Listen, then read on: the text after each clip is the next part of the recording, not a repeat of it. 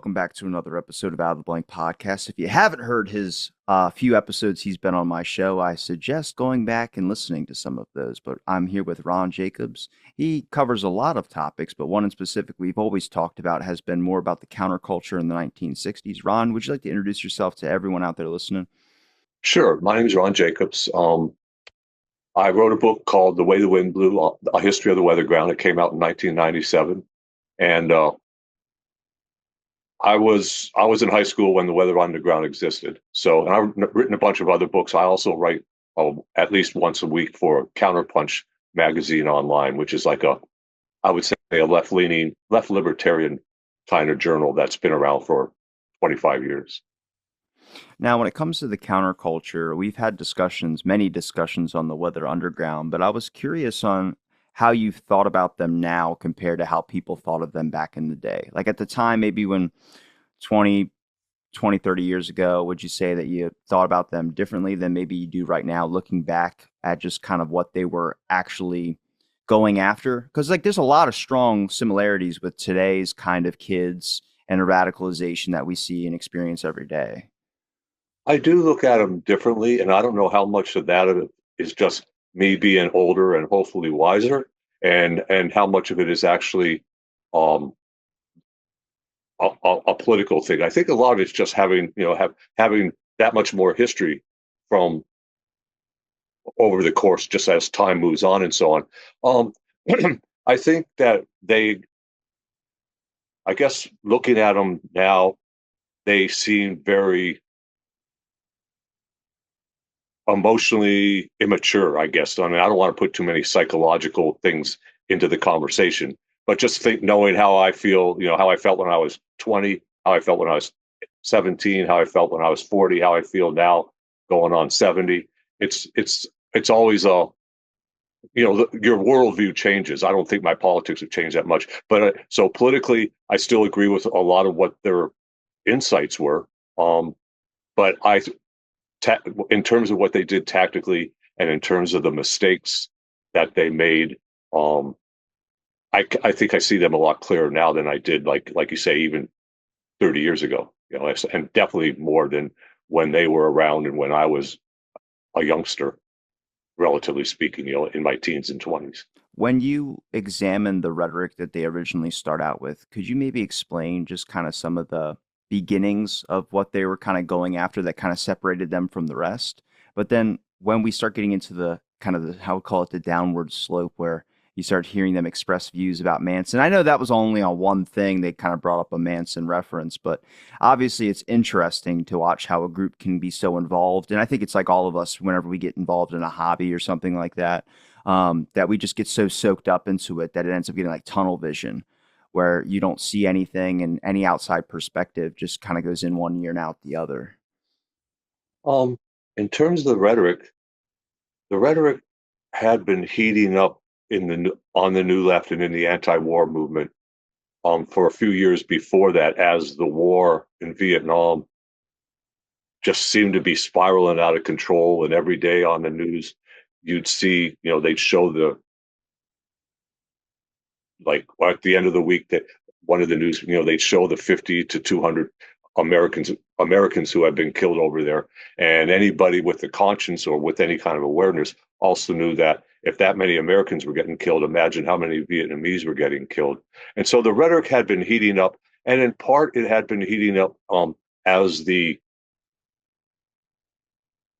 media and the state, by state I mean the U.S. government, state governments, the FBI, you know, Congress people, presidents, whatever, as their rhetoric heated up against the anti-war movement, and especially against the anti-war movement, but also against some of the movements that had come, the revolutionary and radical movements that had come out of the civil rights movement, like the Black Panthers and other Black liberation organizations, and then the riots, of course, after Martin Luther King got killed and stuff. So I would say 68 was 1968 was the year when the rhetoric got really, really heated. And I think also that's when the people who formed the Weather Underground decided that they needed to do something like form a group like the Weather Underground that was going to take the protests from resistance to, I guess, open rebellion. And like you said, a lot of this was related to kind of like a tunnel vision kind of thing that happened because these people lived in a bubble that was a big bubble at the time, the and growing in leaps and bounds every time more news came out of Vietnam that was not good, which was most of the news that came out of Vietnam. Um, and so I think the rhetoric had been heating up, and by the time 1969 came along and Weather Underground formed, or the Weatherman organization formed during and after the last last big SDS convention, I think by then they were so insulated slash isolated from people outside of the far left of the movement that what they said made perfect sense. And it was heated rhetoric. They were basically saying that white working class people and a lot of white adults in general, uh, there was no point in even trying to organize them. They were the enemy. They were the same as the cops. They were the same as the Robert McNamara and the people who were running the war. And that it was hopeless. So it was just time to start start a revolution and just start attacking police or attacking places that represented the war machine and see what happened from there. When you examine the Weather Underground, how important is it to maybe understand the kind of fear of communism back then? Obviously, there was a volatile reaction towards these counterculture groups because there was a giant fear of communism taking over, and a lot of these kids seem to be filled with communist rhetoric or what could be considered communist rhetoric. Absolutely, and a lot of them were, they were reading Marx, they were reading Lenin, they were looking towards communism and socialism as a solution to the issues created by capitalism, especially U.S. capitalism, which were coming to this crucible, this Rubicon kind of situation. Um, but I guess the best way to look at it in terms of modern day, um, the modern day situation is that communism was feared as much as uh, Hamas and Al Qaeda and so on are feared nowadays. And like always, I'm not going to say one thing or the other about Al Qaeda, especially because I think they were basically, a terrorist organization. Hamas, I see in a different way, and like you said, we're not going to talk too much about modern stuff. But if you read a lot of the rhetoric against the people who are opposed to the U.S. arming Israel in their war on the Palestinian people and so on, a lot of it is framed as like, oh, they're Hamas supporters, and you say they're Hamas supporters, and then that totally just in terms of a lot of American citizens and American residents, that just basically eliminates them as a viable opponent, as a viable opinion. And then in a similar way, and this is like to me, I laugh almost every time I see this. Recently, an African American group, which is pretty much fringe, but they got charged and they went to trial and everything on the charges of being Russian agents because they are very much opposed to the war, the U.S. support, the U.S. war in Ukraine, or U.S. support for the Ukraine war with Russia and so on. And so, that reminded me of was back in the day, whenever you said that you were opposed to something the United States was doing, they just called you a communist. Why don't you go back to Russia? And now that's kind of what they're saying now, even though Russia is no longer even close to being any kind of communist state or anything. And even, I mean, and the Democrats, certain elements in the Democratic Party keep on bringing out the same thing. So that fear of communism, the fear of the Soviets, the fear of the Red Chinese, and so on was huge. I mean, my dad and I used to have this conversation because he was when he came back from Vietnam. By then, I was involved in the anti-war movement, and he was like, "Well, you got to watch out. He said the communists, the Soviets will turn you into a stooge of them." And I was like, "Dad, that's not how it works." But the fear was so real, and I mean, and once again, it goes back to how the media had portrayed it. And when my father was in college and stuff in the early 50s, he went he went into ROTC so he wouldn't have to go to get drafted to go fight in Korea. So basically, but they were so imbued with the anti-Russian, anti-rhetoric kind of stuff that it makes sense that that fear was there. Just like nowadays, people are so imbued, especially since probably since the 90s, but definitely since 9/11, people are so imbued with the fear of terrorism, Islamic terrorism or Arab terrorism or Palestinian terrorism. So that definitely informs the both it informs the reaction by the mainstream and the establishment and so on against these groups, but it also informed the groups themselves by they knew that they could really set off a lot of alarms if they, used Soviet rhetoric or whatever you wanted to say, want to call it. Now, everyone should know by now I don't script these. I like to keep it conversation style. But I thought of this, and it's through all my conversations on the Cold War. I've never, ever heard anybody mention this. We've always heard the fear of communism or the threat that communism is. But what about the fear of fascism? And it seems like if you examine this counterculture, a lot of these kids, they're the exact opposite of the people that are going against the counterculture. Like you'll see it whenever I do an episode on this whole subject of the counterculture, there's a lot of people like they're just stupid kids and all this type of stuff. I was like, hang on. Somebody needs some information to lead them to a certain point of view or get them to a point where it's like these kids that are radicalized. And if you take the same examination of communism and turn it into fascism, the fear of fascism, listening to these guys in their interviews and when they're on parole or they're going up for parole or something, they're just speaking like we're in a fascist system, the whole system's corrupt, it needs to be overthrown. It's like you're not communist per se, you have just been shown a whole example of everything that's fascist and everything that's wrong in society, and that's so many faults. And we'll get into sources of how someone can get to that point, but obviously the fear of fascism is another question we don't ever ask. And I think it informed that generation, especially the generation that came of age that was born in the 40s and came of age in the 50s and the 60s. I mean, some of the more extreme examples exist over in Germany, for example, the Red Army faction. Um, their whole thing was like never again. I mean, and they never again in terms of like we will never allow fascism to come back to Germany and so on. And by doing so, the reaction was so strong the other way that they became terrorists. I mean, ultimately, and so on. And it's it's a long and as you know, a very complex question. Because I'm not a person who thinks that fascism and communism are the same. Politically, they're two different things.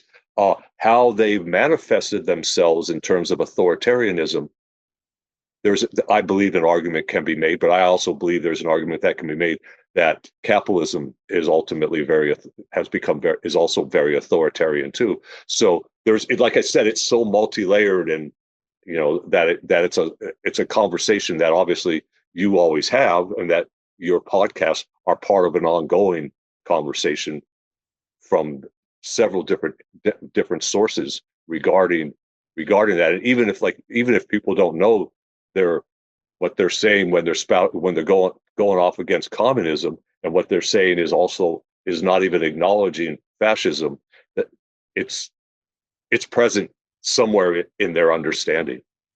It's also difficult because if you grew up in that time, you weren't really keen on what fascism. I mean, you knew what fascism was, but you were more supportive of your American establishment. I mean, obviously Watergate and all that kind of opened up the doorways for a lot of people to have more skepticism in our government. And in today's time, I think that's probably the majority of people don't trust their government for a lick.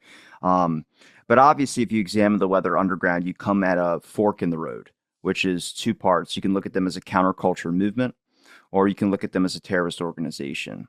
And I think when I start viewing them as a terrorist organization is obviously when they're planning on putting like a nail bomb that they were going to put off at Fort Dixon at some officers' dance. Obviously they got to a point somehow along the way. And I don't know if that started with the declaration of war, because you listen to that radio broadcast where they're declaring war.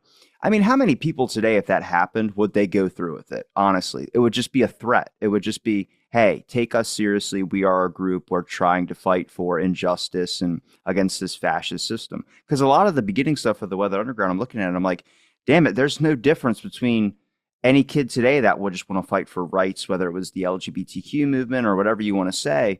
But then there became something that happened where it was the riots or the protests or the violence that eventually just became this enticing struggle and battle between fascism and communism, both sides viewing each other as a communist threat or a fascist threat. Yeah, I think the reason for that change, that when they crossed that Rubicon, was, there's a lot of different, well, there's a few different possibilities, or conversations out there. To what The one that makes the most sense to me, and this is going back to a more Marxist interpretation, is that the fact that the majority, they were frustrated because a lot of these folks had been protesting against the war since 64. They've been involved in the civil rights movement before that, going down south and riding on the freedom, taking the freedom rides, or going down to register people to vote, and seeing, like horrendous violence against people who are just trying to seek equality and justice for African Americans in the United States. And so they'd seen violence, and they'd seen violence directed at them and so on. And then they saw the war just getting more and more out of control, and the Johnson administration, then the Nixon administration, just, becoming even more militant in their refusal to bend and to consider a peace treaty, or to consider pulling out or something like that, because they didn't want to lose face, or America had to protect the world from what the United States called communism and so on. But I think, and then some of it was related to the fact that these are all, middle class and upper middle. The majority of the leadership was middle class and upper middle class individuals who, they grew up in a material consumer society. It was the first post-war, was the first advent of that consumer society, and it was a lot different than it is now. People had a TV in their house if they were lucky. They didn't have a TV on their phone and everywhere else. You know what I mean? Just the nature of technology, and consume, create more things for people to buy and stuff. But I think part of it could be just played. They were used to having some kind of instant gratification, and they've been fighting against this war, starting off just like peace protests and the peace sign, and basically, I don't want to trivialize it at all, because I don't think it's fair to do that, because these people were very, very serious. They were willing to give up their entire comfort and even their lives for what they believed in. But in the right wing used to say, and some of the people in the media and stuff would say, "Oh, they're just having a temper tantrum." And if you put it on a very basic level, that's a valid viewpoint, but it ignores the fact that it wasn't just a temper tantrum because they wanted a new car, or they wanted the latest Mustang, or they wanted a new stereo, or they wanted their daddy to pay for a trip overseas or something. No, it was a righteous anger, directed at the people who were continuing to send their brothers over to die in Vietnam, fight and die, and also just to kill Vietnamese for some goal that was, the anti-war movement didn't agree with. They saw no point in, why do we need to be in Vietnam? I mean, let them have their country. I think when you look at why they became violent was from a long time of not being heard. And I think when you look at their original core values, and I know some of the groups, I think it's REM 2, stuck with the whole black empowerment and wanting to get rights for, which obviously we all agree with. But then you examine when the Weather Underground kind of diverged, and really the more extremists, I should say, where they're planting bombs and becoming more violent. I think it's because they saw no other option to get their things across. I mean, do you justify, like, obviously they've explained in interviews and stated that their bombings were strategic, and they obviously weren't trying to hurt any individuals. They would call and let people know if there was going to be a bomb threat or something like that, and get people to evacuate. But obviously there wasn't probably in their mind a whole 100% clear you're not going to injure somebody. I think if they would have thought an officer would have died or someone of the military would have died, they would have been fine with that. Obviously, the bombing with the nail bomb thing before the Greenwich Town house explosion, which is like you got to look back at it and be like, all right, I mean, I can take you at face value for saying you don't want to hurt people. I do believe that, but obviously, someone could get injured in this, and you are doing something that's very extreme. But something led them to that point. Yes. Yeah. The first regarding the nail bomb, when those three people died in that explosion at the townhouse, um, the nail bomb itself had been a point of the anti-personnel bomb, which is basically what it was. It had been a point of contention within the organization, but at the time, the way the organization was organized was each cell was left to their own devices, and so apparently in that cell, which I think it comprised of like maybe five people. Um, Three of them were fine with the anti-personnel thing, and the other two probably were up in the air. And so, in a way, this is it's hard to express this correctly, but in a way, the fact that the townhouse explosion happened when it happened prevented Weather Underground from going in a direction that would have alienated them more than they were already alienated. Because if it had gone off it was intended to go off at a dance at Fort Dix for enlisted men and NCOs and their dance partners, their dates or whatever. And once that happened, then the Central Committee, which was at the time I think located out in California, they through however they communicated, which was very, cell phones. I mean, not cell phones, pay phones, et cetera, letter boxes, that dummy mailboxes, stuff like this. They decided to take that off the table. They were not going to try to hurt anybody anymore. But like you said, you put a bomb in a building and you can call ahead. That doesn't mean someone isn't going to go into that building, a janitor or a military man or woman who's going in to finish up some work, or they get called in because of something happening overseas or whatever. And they were fortunate that no one ever did die in any of their actions. And like I said, I can understand why it happened.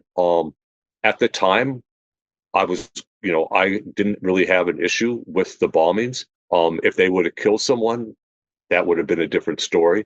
Because at the same time, I was living in Germany at the time because my dad was in the military and we lived overseas. And around the same time, a little bit later, actually, the Red Army faction was setting off bombs, and they intended to kill people. Like they killed a Army colonel at an officers' club in Frankfurt.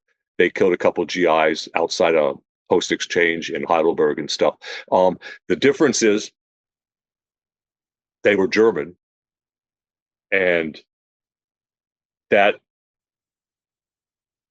I'm not sure how that makes it different, but in their mind, it made it different than what the Weather Underground, who was completely 100% U.S. citizens and U.S. residents and so on. So their relationship to the United States was different. They saw the United States as an occupying power over in Germany. But other than that, their politics in terms of how they saw the world was not that different than the Weather Underground in terms of seeing the U.S. as the number one imperialist power, seeing African Americans being one of the super exploited groups, et cetera, et cetera. Politically, I think, I mean, when you invited me to this podcast, I was thinking, what really changed in terms of the Weather Underground. Their ideology, their politics never really, their fundamental politics never really changed. They were anti-imperialist. They were left wing. If it changed at all, it was in terms of addressing the women, feminism and so on, because they were not in those days. It was still the New Left was still very male oriented, and the feminist movement was really, who had been a bunch of people in the New Left. They were really fighting to change that, and so the Weather Underground, just like any other left group, had to work with that. And so at that point, early '70s, mostly what they changed was their tactics. And when they first started their job, when they wanted to go. They wanted to build a revolutionary army of white working class youth that would align with the Panthers and with other groups from other non-white people in the United States or left-wing organizations and so on. And so that's why they had the Days of Rage and a lot of the group stuff leading up to the Days of Rage, which was they went out and they tried to start fights with the police and they tried to get people, young people to go along with them. And that's when they were also starting to reach into the counterculture and so on. That failed. And they, after the Days of Rage, where they got destroyed in terms of like the numbers they expected and the numbers they got, and the police just completely rampaging all over them and everything and sending them home with multiple arrests and with figuratively speaking, their tails between their legs.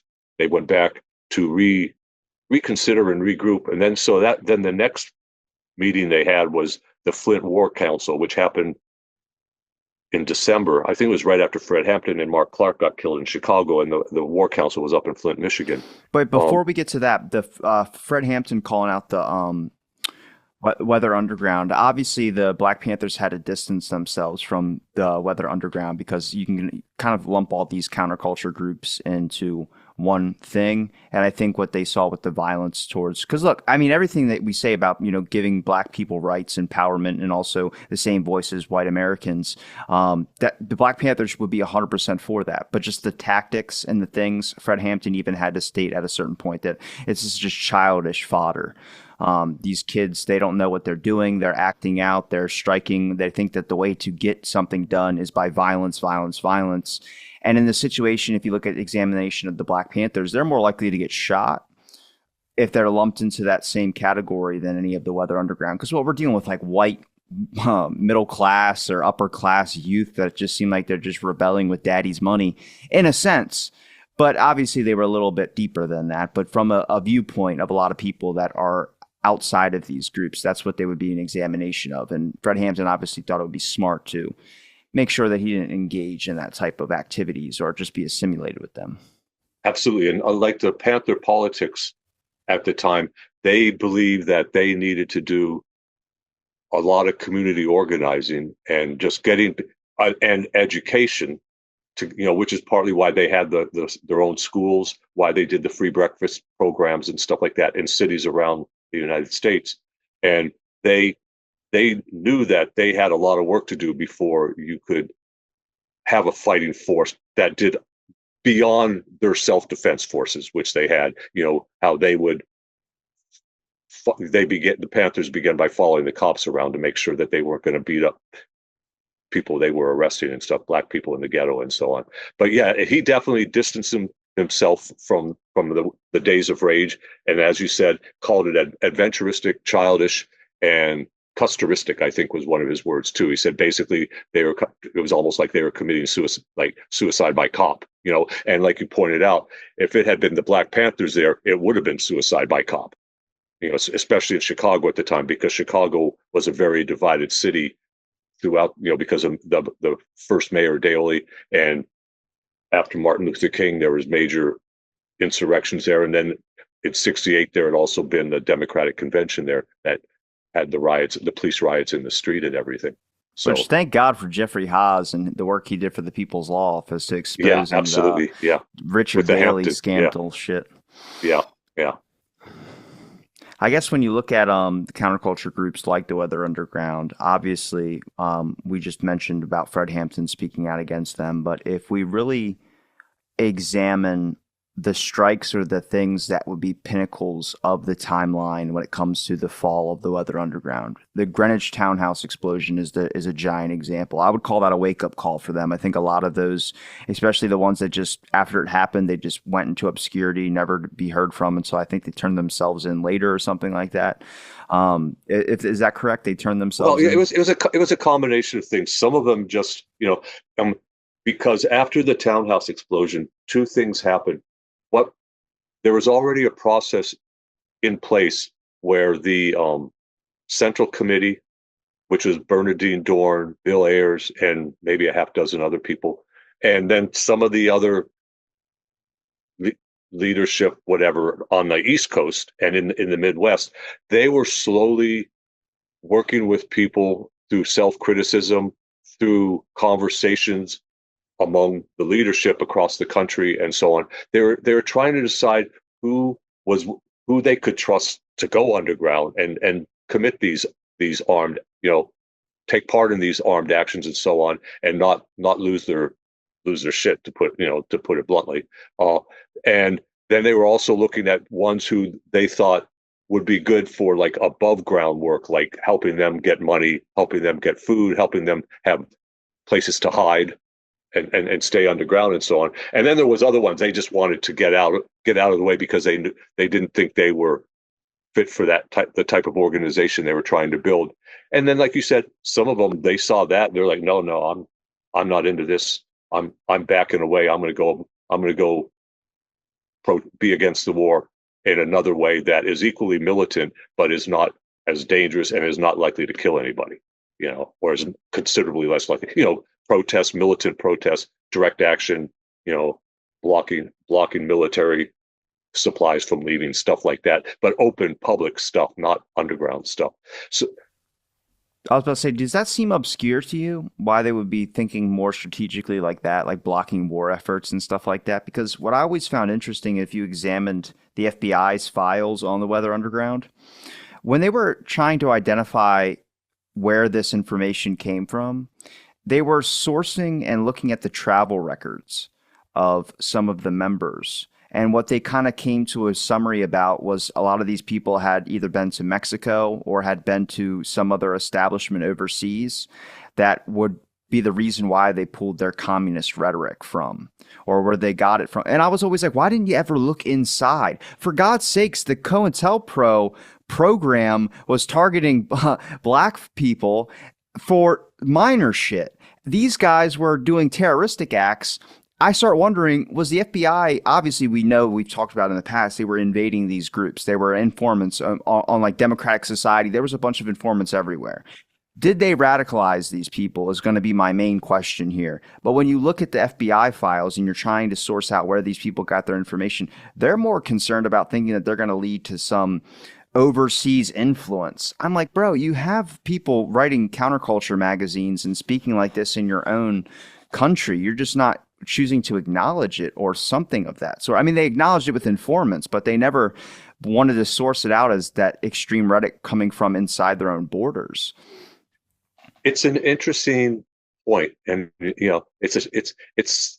I was always fascinated by that same question because that was part of that was related to J. Edgar Hoover, who basically could not believe that any American would want to be communist, so they had to be influenced by the Russians or by Cuba or whatever. So, but there's another aspect to it too, is that the NSA, the CIA, and the other agencies that were part of COINTELPRO were not allowed to invest back then. They were not allowed to investigate American citizens unless they thought they were working, they were getting paid by a foreign entity. So they were always trying to draw connections that weren't there. Like, for example, the a bunch of members of the Weather Underground went down to Cuba to meet with representatives of the NLF and the North Vietnamese government. But basically, it was just a conversation, and supposedly the impression of the North Vietnamese was that they needed to have a lot more political education to be more of a help. But they did say, don't go back and blow things up. Go back and get as many people as you can to call for peace in Vietnam and to get the United States out of, to withdraw all the military from Vietnam, because they said all the other stuff, that's the best thing if you want to help the Vietnamese people is to get the U.S. military out of Vietnam. And that's the only thing that the Vietnamese told the Weather Underground. And it wasn't just members of the Weather Underground. It was other people like Tom Hayden and other groups that were on the left in the anti-war movement. And so, and then some of the, a couple radical, people from the Catholic anti-war movements, the radical, not Berrigan himself, but people who worked with Daniel Berrigan and those folks. Um, but yeah, you're absolutely right. Why there was enough reason there was enough people studying Marxism in the United States, and all they had to do was look around them, and they could apply a Marxist analysis, and it made a lot of sense. Like you could draw a lot of things back to the history of the United States, especially slavery and slavery's relationship to the growth of monopoly capitalism and all that kind of stuff. That's part of the history of the United States. They didn't have people weren't going somewhere else to get indoctrinated. I mean, the Panthers, they visited North Korea, they visited the Soviet Union, they visited, Cuba, they visited all these places. But the Panthers basically, they developed their ideology through reading and practice, the work they did and just growing up in the ghetto in Oakland and so on, or New York City or whatever, and then applying what the stuff they were reading and it to help them make sense of what was actually going on, and realizing it was helping them realize it was a systemic thing, not just individual human beings or something that were the ultimate cause of what they were experiencing. Did when it comes to the FBI kind of stirring these organizations up, do you believe that happened with the Weather Underground? Um, they had an informant in there, Larry Grathwall, which I'm sure I know we've talked about him before, and I'm sure you've read enough about his stuff and so on. And he, from reading his book and then watching the interviews he did much later and so on, when I was writing my book, which was, some of those interviews were available before, because when I wrote my book, the internet wasn't like it is today. It was still back in the beginnings of being able to access the incredible wealth of information one can access now. But it seemed his role, and there's never more than one or two during the entire course of the Weather Underground, through all its different um, incarnations, manifestations, whatever you want to say. There was never more than one or two informers inside the organization. They were very tight because they were small, for one thing, which kind of helps. But mostly his job, it seems, was to report.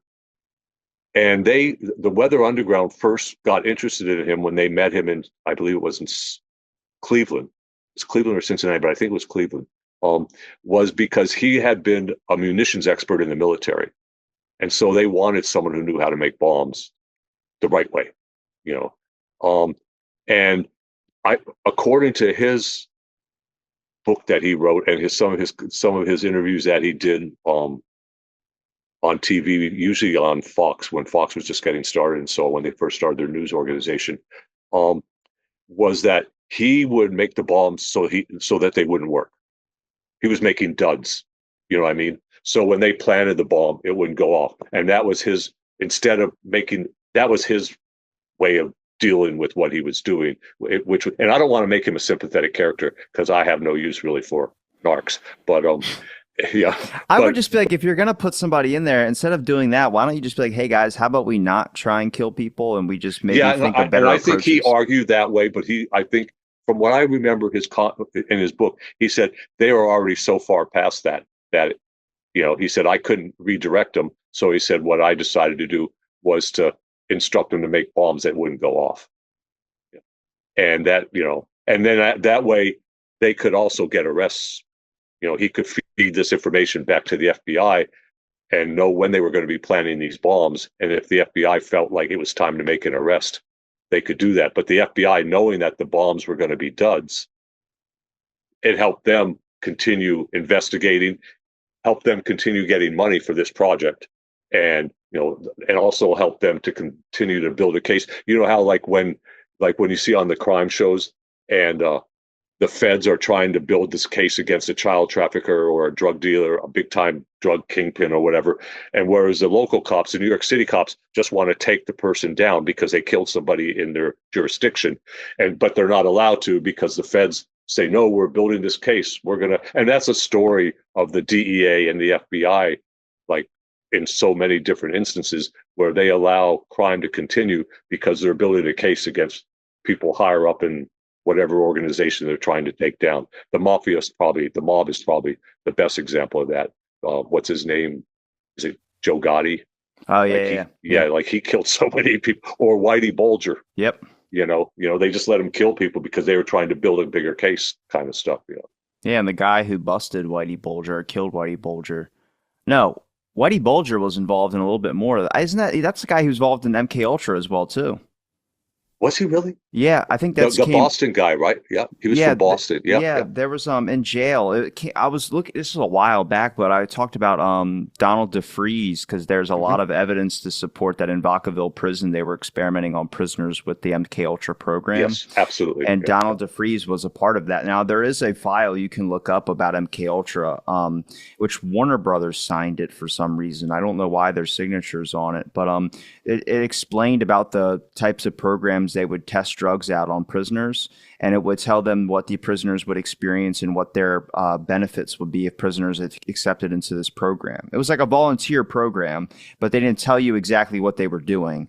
They would just be like, "Hey, you'll get less a couple of years off your sentence if you accept to be putting in a cell in a dark cell with like experimental drugs like sodium penthol and all these other things pumped into you." And it's really weird rhetoric. But Whitey Bulger was one of those, for example, which like their counter and whatever their counter crime program that the FBI was doing was so weird. Where I was like, it's not even a counter crime program; it's like an experiment of like It was social. kind of like, yeah, it was kind of like what the Nazis did, Yeah, yeah, in the camps, like on the prisoners inside the camp and stuff like that. experimentation stuff. Since you mentioned Donald DeFreeze and Vacaville, I'll just go on a little tangent here. Like, he was the guy who basically started the SLA, Yeah, the symbiotic, yeah, base. So that the way he met Ms. Moon and Bill and all the people in the original SLA, the core that um, kidnapped Patty Hearst, and before that killed the Oakland school superintendent, was through a prisoner study group at Vacaville. And one of the theories that the Black Panthers had, and this guy who, what was his name?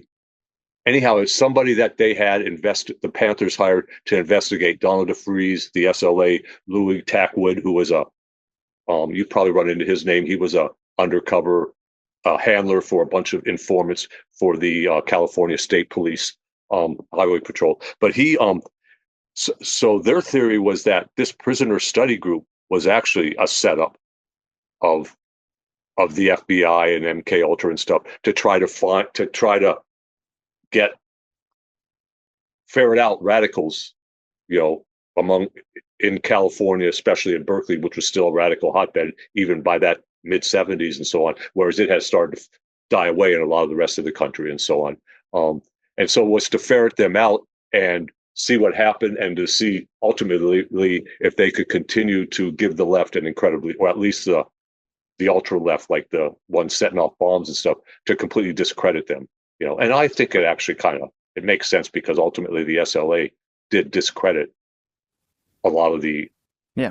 the ultra left. Yeah, When did the Manson rhetoric come into play? And what did they exactly reference? And was that only a few members or one member that it brought was it one up? member. Yeah, yeah. Okay, so it happened at the Flint War Council, which was in December '69, and Manson and his people were on trial at the time, because they had gotten arrested late summer '69, August '69, I think. I think that's when they got arrested, and so it was Bernadine Dorn is credited with saying it, and basically her quote, and this is going to be a paraphrase, was Charlie, after he killed those pigs, he stuck a fork in their stomach.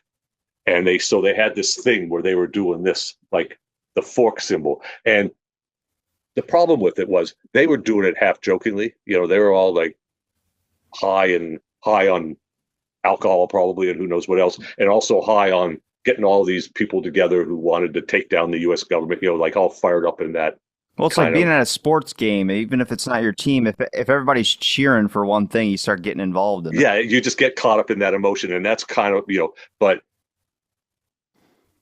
when you say stuff like that, and basically the only reason it got out into the mainstream media was because the Weather Underground Weathermen did not invite any mainstream media to the Flint War Council, but they did invite representatives of the underground media, and so it was somebody, I think, from the Chicago Seed, which was one of the bigger underground newspapers, but he hated what the Weather Underground were trying to do. He was like, no, we need to stay above ground. We don't need to blow up people or blow up buildings and stuff like that. So he took that and requoted that as, because his article was trying to like Do you prevent know? people from Do you going know into if the it Weather was Underground. if it was Abe Peck? It was his newspaper, but I don't know if it was him Because who I've wrote. had Abe Peck on here, and he was not too good about the Weather Underground. He was very critical. Yeah, and I don't know if it was that that's the paper he worked for though. Yeah, Yeah. and he was like he was the main person behind the paper. I don't know if it was him who wrote the article. I mean, you could probably find out. I mean, you know about those resources, right? Like, Yeah.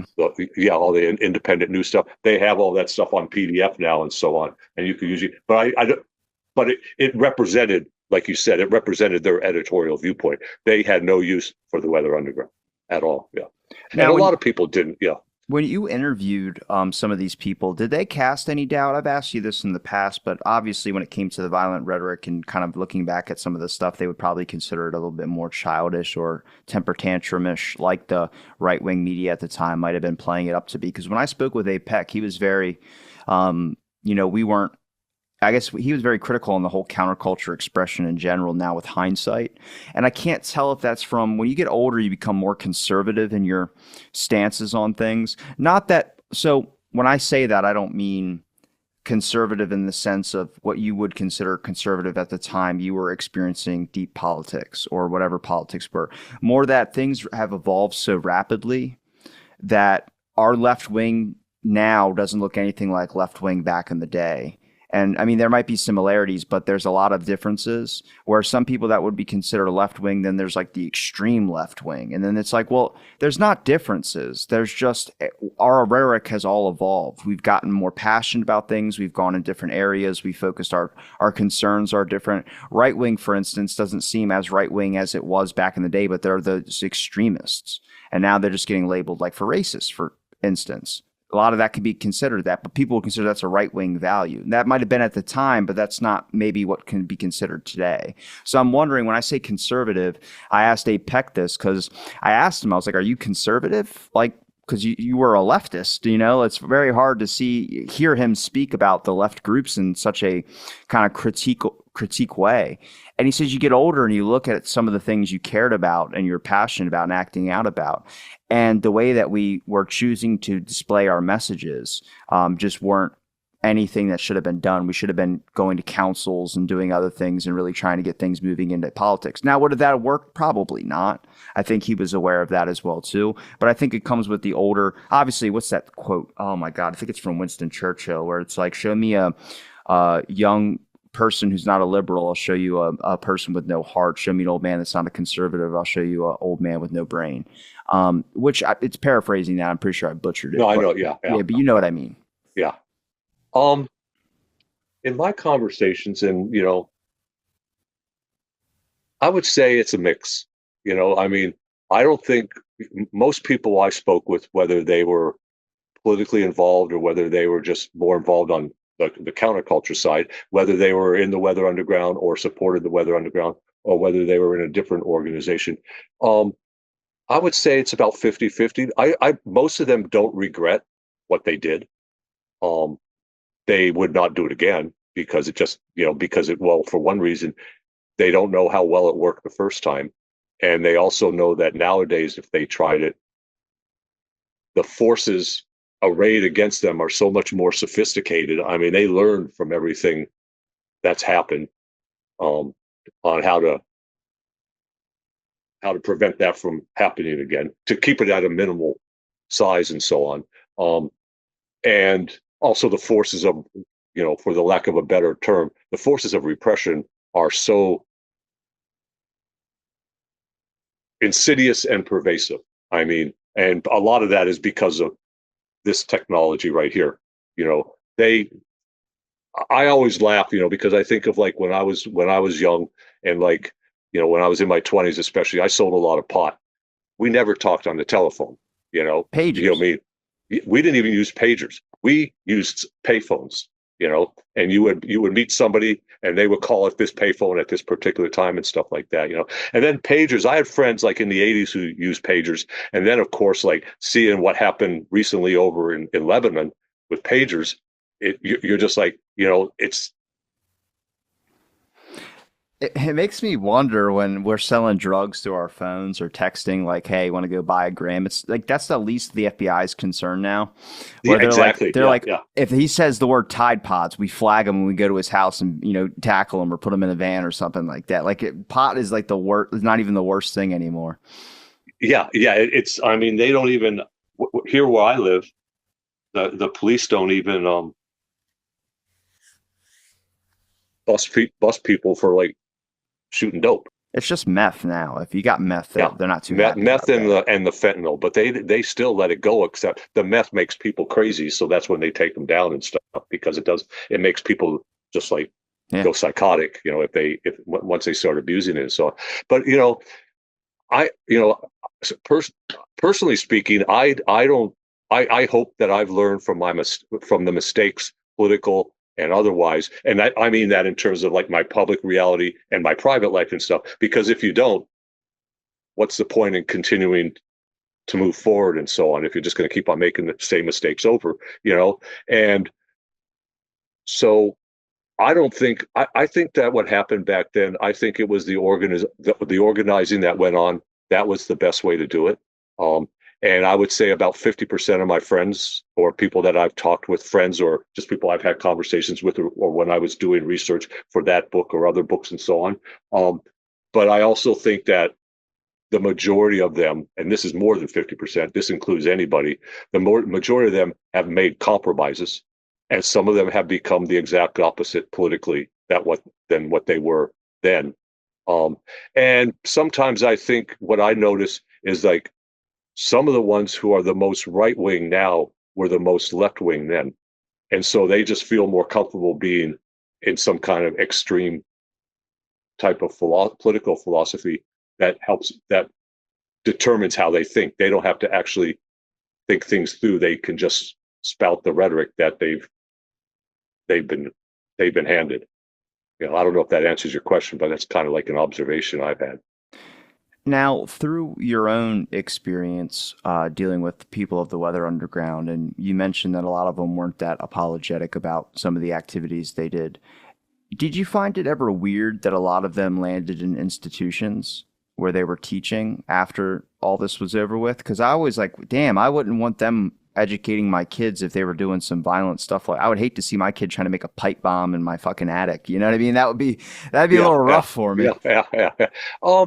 I don't find it really surprising at all, given the fact that so much of the anti-war movement among white folks in the United States took place in academia. It was college kids and people who hung on the fringes of the colleges, in the counterculture community and stuff like that, which was always located right outside the college, except in places, big cities like San Francisco, LA, DC, New York and stuff, where there was already bohemian communities that existed, and then the hippies and the counterculture people just kind of moved in there and made those places bigger. But no, because so many of them were, like I said, were in academia when they got involved in the anti-war movement and the various revolutionary movements that came out of that. Uh, and being academics, their their decision to move back into academia and get their master's and their doctorate and teach and do so on, it doesn't surprise me. And also that means they understand that there's a lot of rules when you're in academia, uh, like what you can do, what you can't do, and you can lose your job pretty quickly if you go too far outside the lines that exist. And if you pay attention to the news, those lines are always shrinking as the universities become less places of teaching and more places where certain groups and corporations make money from research. So it's just shrunk those lines. I mean, and we saw a big shrinking of it, and we're watching it now as this semester begins. in the wake of the protests on campuses last year about the Israeli Palestine situation and so on. So they're, so that, so it doesn't surprise me. Part of me wishes that more of them had not, that some of those people who went into academia had not done that and they had gone into more community, like the larger community. I have a lot of respect for the ones who became lawyers. I mean, I have a lot of respect for any of those folks for the most part, but the ones who became lawyers and decided to work in communities that are underserved and targets of the law, which are, poor, usually non-white communities and so on. I think those people are probably doing some of the best work overall in defending, even if they're taking on people who can pay them well, if they're doing pro bono at the same time for people who can't pay them nothing, they're helping them to navigate the system that exists for people where prison is always a very real threat and or factor in their life, so yeah. And then I would say the people who've gone into community organizing and stuff, those are some of the ones who I respect the most, because that's some of the hardest work, because your successes are so small and they can always be pushed aside by the next political, the next government that takes over. So.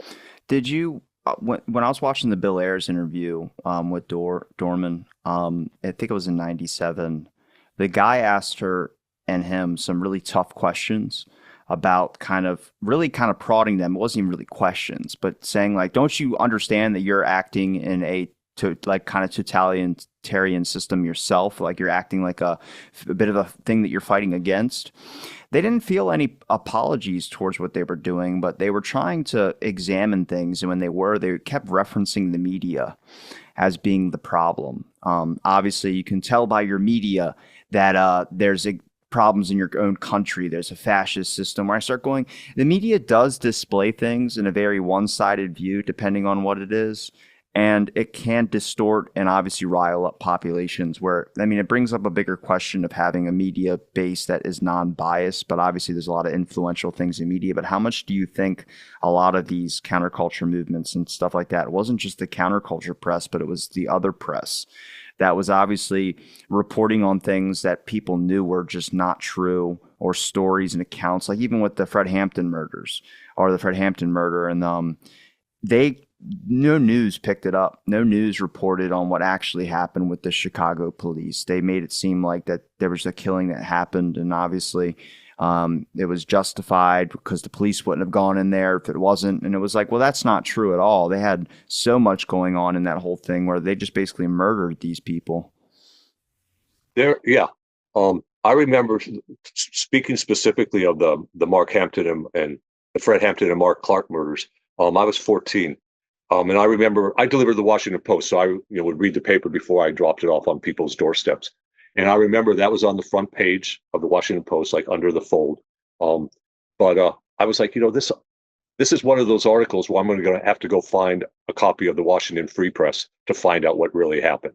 And so, but in a more general way, I guess what the media did, it's mainstream media is a funny thing because it does matter who owns it. And back then, there was a lot of media. Like there was a lot more newspapers for one thing. And a lot more of it was like owned by local groups and stuff like that. A lot of the newspapers still had a labor section where they talked about labor from a union point of view, as opposed to just putting it on the business pages and only presenting the business side of things. But it had a funny purpose, because in 1968, during the Democratic Convention, because the police were attacking so many reporters, mainstream reporters and so on, that kind of their reporting changed, because they were now being attacked by the people that they were supposed to be reporting in favor of. And so that opened the eyes of a lot of journalists, at least for a short moment. And like you said at the beginning of our conversation here, Watergate was probably the culmination of that, when, because of the doggedness of the Washington Post, a lot of stuff was exposed and opened up, and maybe beyond just the Watergate burglary. I mean, that opened up the church investigations into COINTELPRO and all this kind of stuff. And then one other event in between those two was the Pentagon Papers. And the Pentagon Papers were crucial. I mean, and that's when the mainstream media served a very useful purpose. And then another place where it did, and you can imagine this, like if you were a young person, junior high, high school, and you didn't live in a big cities, you lived out in suburbia or you lived out in like Kentucky somewhere or something like that. And so the counterculture really hadn't got to your town yet. I mean, the music you were listening to, which was still, it was top 40, but I mean, the Beatles were there, the Rolling Stones, the Doors and stuff. So there was a little bit of the counterculture there, but you weren't listening to like the heavy guys, you know, and like, and so the mainstream media might mention some of this stuff if there was in like Woodstock or something like that. And then that would bring that part of the mainstream media's version of the counterculture into your neighborhood, into your brain, which would oftentimes make them more curious of us, go try to find out more. And so you could find out more. You just had to look a little bit harder. It's not like going online and Googling it, but you could find it. And then you could find that underground newspaper because pretty much every big city, you know, probably over like 750,000 had at least one underground paper or some kind of college paper that was printing that kind of news from that perspective and so on. So it had a mixed bag. And I think it's because it was more open then and the ownership was more local and there was a lot more people involved in the business. So they had to find more stuff to write about, you know, whereas now the news is pretty much, you know, except for what's on social media, it's pretty much, you can flick through the channels and it's almost the same story on every, you know, and a lot of times the same presentation. I mean, Fox is more right wing and MSNBC might be a little more liberal, but it's basically the same presentation across the board. At my gym, we have TVs lined up all like above a lot of the equipment and stuff like that. And I'm looking, so there's Fox on the left and CNN on the right. And it's literally the same exact story, but just different opposite. Like one's reporting one thing and the other one's reporting the opposite view. And then they spend the next hour and a half critiquing what the other side said. Right. Telling you what you just saw kind of stuff. So I'm like, oh yeah. my God. Like it's weird to see it because it's like, yeah, they're really, and it's interesting. You mentioned stuff about Russia in the beginning, but there was a bunch of right-wing media that was found out that was funded $10 million by Russia. Yeah. To kind of spat out some propaganda where I was like, damn, 10 million is cheap. That's cheap, especially how much you could be getting. In today's world. Yeah. But the influence is kind of everywhere, and it makes you wonder, especially with the counterculture. And I see the FBI's examination of where they were getting the rhetoric from, but it was always a question for me is why they never looked inside of their own walls or borders to try and find where that rhetoric was coming from. It seemed like the largest concern was how can we find an excuse to go overseas and try and investigate something else. And some of it, you've got to wonder. I mean, I think of like my dad and his friends. You know, my dad was very mainstream. He was a military officer and everything. And he would always say, after my friends would, you know, they come over and we'd hang out and listen to records. Then they'd go back to their parents' house or to their apartment or whatever. And I can remember him saying that he couldn't believe that we were capable of critiquing the United States without some kind of influence from outside. And basically my response always was kind of like, well, right now in school they teach us to think critically. I don't know if they do that anymore. I don't think they do in a lot of schools, but you know, they're in the schools I happen to go to, I said, and they want us to question everything. So we have to find some kind of means to question it. And so we're not just going to take the US version of events to tell us what happened. You know, we have access to all this other stuff. So why shouldn't we incorporate that too? And it works to a certain point. I mean, you get to a point nowadays where there's so much information that people they get locked in their bubble and they don't ever check anybody else out. And that's what creates a lot of like lack of understanding, much less communication. Yeah. Well, Ron, I know we didn't have a structure to what we were going to be speaking about today, but I always appreciate the general flow of conversation with you. But is there a place where people can find any of your links? They can go to counterpunch.org. I write there every week, at least once. And it's a combination of reviews of books you probably haven't heard of most of the time. Books, politics books about The Counterculture and What Remains, just books about history, and every once in a while a novel or a collection of poetry. And then I also have commentary on there. And other than that, you can go, I don't like to plug Amazon, but you can go to any online bookseller and type in my name and see what I've got out there if something piques your interest. Thanks. If not, whatever. I'll make So, sure I link all your links in the description, Ron. It's been a pleasure, and thanks everybody for listening to this episode of Out of the Blank. as always, Rob, thanks. Talk to you soon. Stay tuned for our next episode.